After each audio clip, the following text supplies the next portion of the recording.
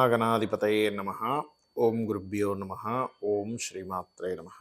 పరమేశ్వర స్వరూపమైనటువంటి జ్యోతిష, వాస్తు మరియు ఇతర అనేకమైనటువంటి శాస్త్రములను మనకు అందించినటువంటి మహర్షులకి నమస్కారం. హయగ్రీవ హయగ్రీవ హయగ్రీవేతి యోవధేత్ తస్య నిస్సరతే వాణి జనుకన్యా ప్రవాహవత్.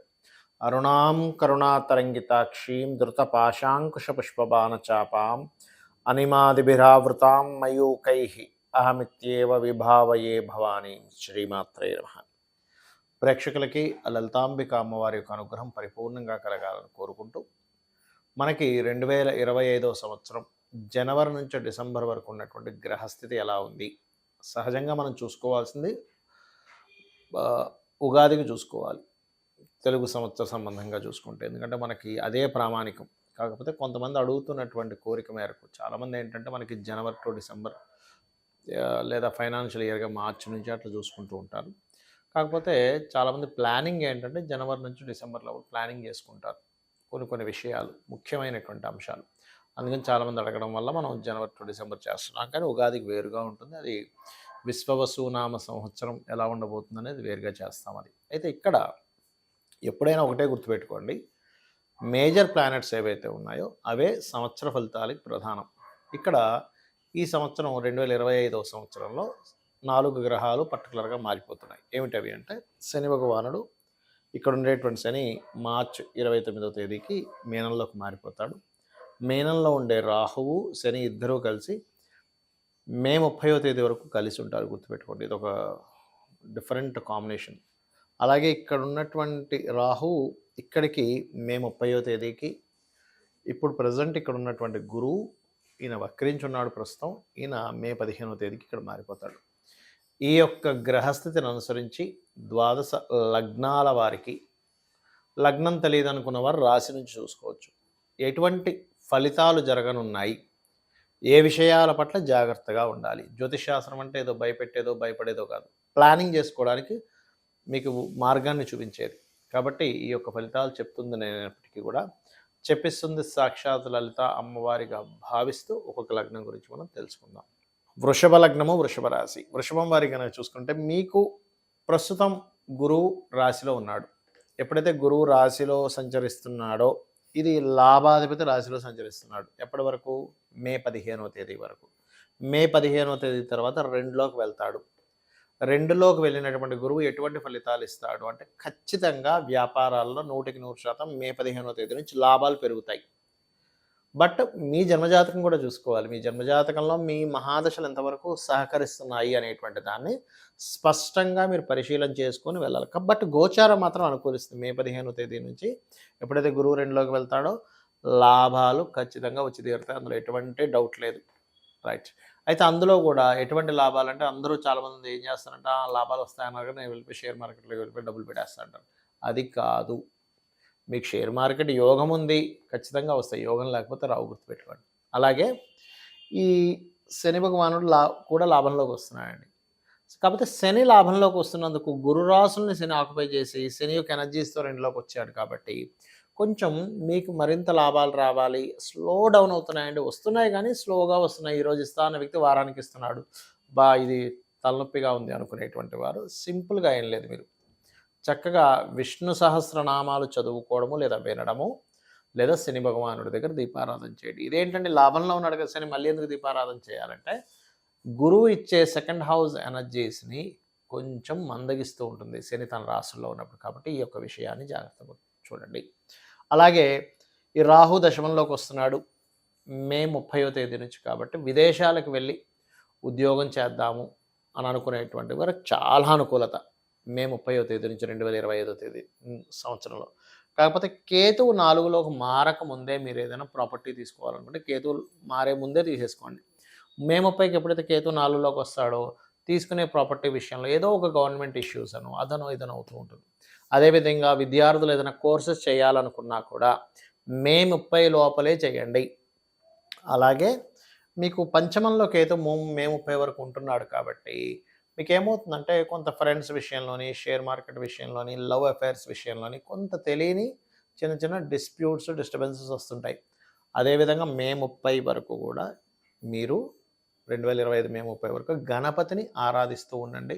ఎటువంటి తొందరపాటు నిర్ణయాలు తీసుకోకండి. ఎందుకంటే పంచమంలో కేతువు ఎప్పుడు కూడా తొందరపాటు నిర్ణయాలు తీసుకొని తప్పిదం దారిలోకి వెళ్తూ ఉంటారు. ఒక్కోసారి అదే నిర్ణయాలు మ్యాజికల్ ప్లానెట్ అంటారు. కొన్ని కొన్ని అద్భుతాలు కూడా జరుగుతాయి. కానీ చాలా జాగ్రత్తగా ఉండండి. ఇక మీరు చేయవలసినటువంటి దేవతా ఆరాధన గణపతిని, విష్ణువుని ఎంత ఆరాధిస్తే అంత బావుంటుంది.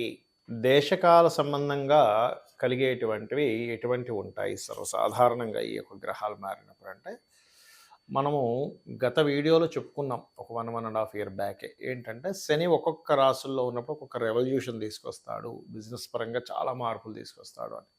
శని మనకి కుంభంలో వచ్చే ముందే మనం కుంభంలోకి వస్తున్నప్పుడే చెప్పుకున్నాం. టెక్నాలజీ వైజ్‌గా, బిజినెస్ వైజ్‌గా చాలా మార్పులు తీసుకొస్తాడు అని. అదే మనకి 30 సంవత్సరాల క్రితం చూసుకుంటే గనక కంప్యూటర్ అనే దాన్ని పెంచుకుంటూ వచ్చాడు 30 ఏళ్ల నుంచి. ఇప్పుడు శని ఇక్కడికి వచ్చేసరికి ఏమైంది? ఏఐ అనేటువంటిది ఇచ్చాడు. మీనంలోకి వెళ్ళినప్పుడు ఏమవుతుందంటే సర్వసాధారణంగా అక్కడ ఫైనాన్షియల్ రిలేటెడ్ సంబంధించిన విషయంలో అనేకమైనటువంటి మార్పులొస్తాయి. ఫైనాన్స్ వాడే విధానంలో కొన్ని కట్టడులు, కొన్ని ధర్మ సంబంధం కొన్ని కట్టడులు ఏర్పడతాయి. ఒకటి. రెండవదేంటంటే ప్రతి ఒక్కరూ కూడా ఉపాసన చేయవలసిన పరిస్థితి వస్తుంది. అంటే ఏదైనా ఒక దీక్షలాగా కానివ్వండి, ప్రతి ఒక్కరు కూడా ఒక అనుష్ఠానం తీసుకోవాల్సిన పరిస్థితి ఉంది. ఎందుకంటే ఇక్కడి నుంచి శని ఇక్కడి నుంచి మీనంలోకి, మేషంలోకి వెళ్ళినప్పుడు మనం గతంలో చెప్పుకున్నాం ఒకసారి. ఏంటంటే మేష శని సంచరించేటప్పుడు 6.5 సంవత్సరాలు దాదాపుగా మీరు గమనించండి. ఇక్కడ ఏఐ ఎప్పుడైతే వస్తుందో మనకి సొసైటీలో కూడా చాలా మార్పులు వస్తున్నాయి. ఎవరికి వారు సొంతంగా ఏదైనా చేసుకోవాల్సిన పరిస్థితి రాబోతుంది అని మనం 1.5 ఇయర్ బ్యాక్ ప్రిడిక్ట్ చేసాం. అన్ని ఉద్యోగాల మీద ఆధారపడి ఉండకండి. ఉద్యోగం మీద ఉన్నప్పటికీ సైడ్ ఒకటి చేస్తూ ఉండండి. అది చాలా ముఖ్యమైనటువంటిదని. సో ఇది ఏ రకంగా అయితే ఎవరికి వారు సొంతంగా చేసుకోవాలో, ఎందుకంటే న్యాచురల్ మేషంలోకి ఎప్పుడైతే శని సంచారం జరుగుతుందో, సో న్యాచురల్ 10th లార్డ్ వచ్చేసి లగ్నం మీద అంటే మేషం మీద ప్రభావం చూపిస్తుంది. అంటే ఓన్లీ వర్క్నే నమ్ముకుంటే చాలా ప్రమాదం ఇక్కడ.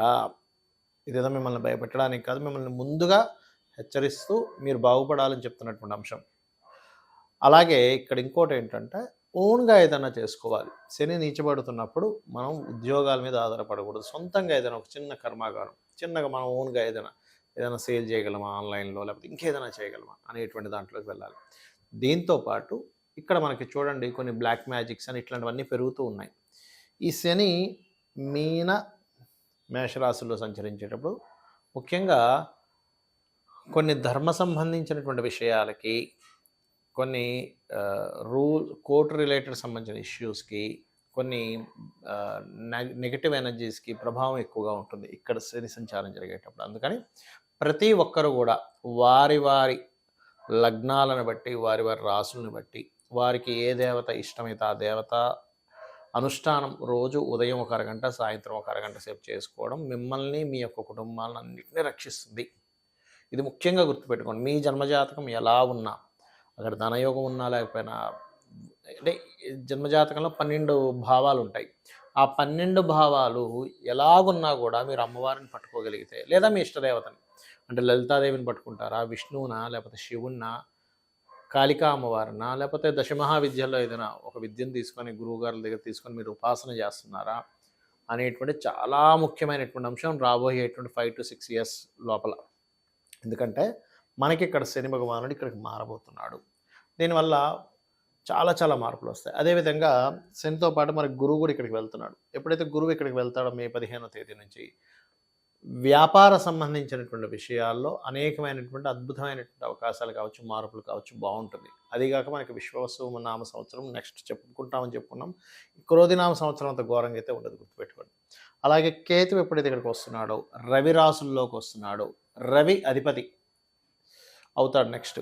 కాబట్టి ఏంటి, కేతువు అక్కడికి వచ్చినందుకు ఆ 1.5 ఇయర్లో చాలా పెద్ద పెద్ద వాళ్ళు, అంటే మే 30వ తేదీ నుంచి ఒక 1.5 ఇయర్లో దేశాన్ని పాలించేటువంటి చాలా పెద్ద పెద్ద వాళ్ళకి కీర్తి రావడం జరుగుతుంది, మార్పులు జరుగుతాయి. ఇది ఇచ్చేటువంటి రిజల్ట్ ఇది. అలాగే ఈ రాహు ఇక్కడికి వస్తున్నందుకు కొన్ని చూడండి, ఒక్కోసారి మనం అంటుంటాం ఏమంటే కొన్ని నిధులు దొరికాయి, నిగూఢమైనటువంటి విషయాలు బయటపడ్డాయి. నిగూఢమైనటువంటి విషయాలు బయటపడేలా చేస్తాడు రాహు ఇక్కడికి వస్తున్నది. అంటే ఏమిటి, గోచారంలో తిరిగేటువంటి గ్రహాలు ఈ ఫలితాలు ఇస్తాయి. అలాగే నేను అందరికీ చెప్పేది ఒకటే, ఫైనల్గా మీ గ్రహస్థితి ఎలా ఉన్నా ఒకటే గుర్తుపెట్టుకోండి. అమ్మవారిని నమ్ముకొని, భగవంతుడిని నమ్ముకొని, ధర్మంగా మీ పని మీరు చేసుకుంటూ వెళ్ళిపోండి. ఈ ప్రతీది కూడా అమ్మవారికి సమర్పిస్తూ చేయండి. ప్రతీది కూడా. రిజల్ట్ 100కి 200% పర్ఫెక్ట్‌గా మీకు ఏది మంచిదో అది జరుగుతుంది గుర్తుపెట్టుకోండి. ఎప్పుడు కూడా భగవంతుడిని కోరుకునేటప్పుడు నాకేది మంచో అది చెయ్యి స్వామి లేదా తల్లి కోరుకున్నట్లయితే ఖచ్చితంగా మంచి జరుగుతుంది.